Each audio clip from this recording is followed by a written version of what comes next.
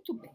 Agora a gente vai detalhar, né, esse plano, esse instrumento que é fruto de uma reflexão, tá? E que é constante essa reflexão, mas que existe uma estrutura. E essa estrutura, como vocês vão poder observar no texto que eu estou indicando, ela vai, apesar de ser datada, de ser histórica, né, e de representar as concepções desse docente, e daquela instituição também, né?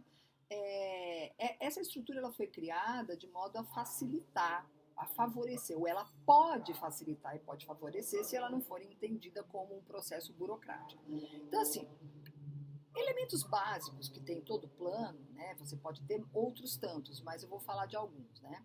Então, os objetivos, né, daquele plano, ou daquela aula, ou daquela instituição, dependendo do tipo de plano que eu estou desenvolvendo, né? A pergunta básica é: para que ensinar e para que aprender? Né? Ou seja, o que eu quero que aquele grupo aprenda e por que ele deve aprender aquilo? Né? Então, esse é o objetivo. O que eu quero que ele aprenda e por que eu quero que ele aprenda isso? Né? Por que isso é importante? Esses objetivos têm que estar muito claros. Né? E para isso, quando eu falo o para quê, o que e por quê, né, eu estou falando também do conteúdo, ou seja, o conteúdo é o que eu vou ensinar, o que ele deve aprender. Né? Ou seja, que temas, que matérias, que conteúdos eu pretendo desenvolver naquela aula, naquele período. Né? Então, eu posso listar aquelas temáticas, né? Eu posso listar um ou mais temas, persistir mais naquele tema, na temporalidade, né? Porque o plano também tem um cronograma, como eu vou falar. Dentro desse processo, para eu pensar nos objetivos e nos conteúdos, eu também tenho que pensar nos métodos, né? E dentro dos métodos envolve como que eu vou ensinar, né, aquele conteúdo para atingir aquele objetivo, né? E com que recursos eu pretendo ensinar e desenvolver os processos, as possibilidades de aprendizagem com aqueles alunos. Eu falo com, porque não é para os alunos. Eu trabalho com os alunos, com os estudantes. Nós somos parceiros, independente da idade.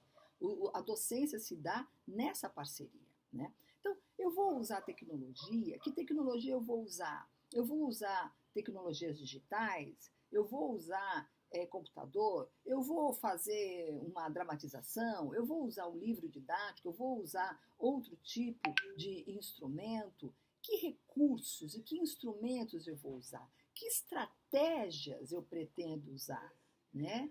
Eu vou fazer uma aula expositiva dialogada, eu vou fazer um debate, eu vou para o pátio, eu vou para debaixo de uma árvore. Tudo isso envolve a metodologia desse processo, né? E também envolve um outro item importante que é a temporalidade, o espaço em que isso vai acontecer, ou seja, quando e onde eu vou ensinar e quando e onde eu pretendo que os meus alunos aprendam, né? Ou seja, em quanto tempo eu estimo que seja suficiente para que eles entendam o que eu estou trabalhando, né? Em que espaço? Tem que ser só na sala de aula, aquela entre quatro paredes? Não, né?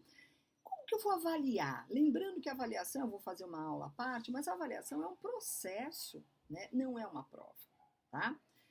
Para isso, para trabalhar todos esses pontos, eu tenho um cronograma, eu uso referências que podem ser bibliográficas e audiovisuais, etc. Né? Então, essa estrutura, ela está ali para nos ajudar, para organizar as nossas ideias e o nosso pensamento. Ela não é obrigatória, mas a maioria das instituições tem um documento, né, que tem esses itens e que a gente busca desenvolver para além dessa burocracia, porque se ela é burocrática, eu estou fazendo por fazer.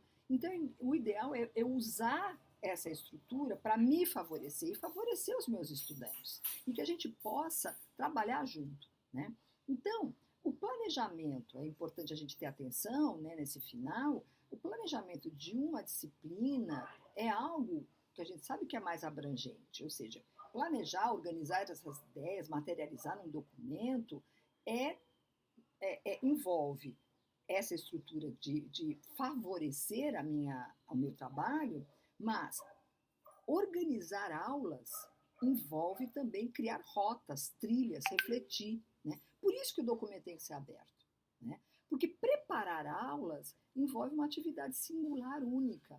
Então, a partir do plano e dos planejamentos, a gente faz um plano de aula, um plano de ensino, mas envolve também, para além daquele instrumento físico, burocrático, e que não seja só burocrático, como eu estou falando, mas que ele envolva um debruçar-se sobre as aulas para que eu possa prepará-la e prepará-la em acordo com o meu contexto. Então, gente, é isso. Eu espero que vocês tenham gostado. É algo muito simples, né? Claro, envolve muitas leituras, mas que eu quis fazer um breve apanhado em linhas gerais desse tema que é tão importante para todos nós, professores e professoras, e também para os estudantes, nossos parceiros. Um forte abraço e até mais.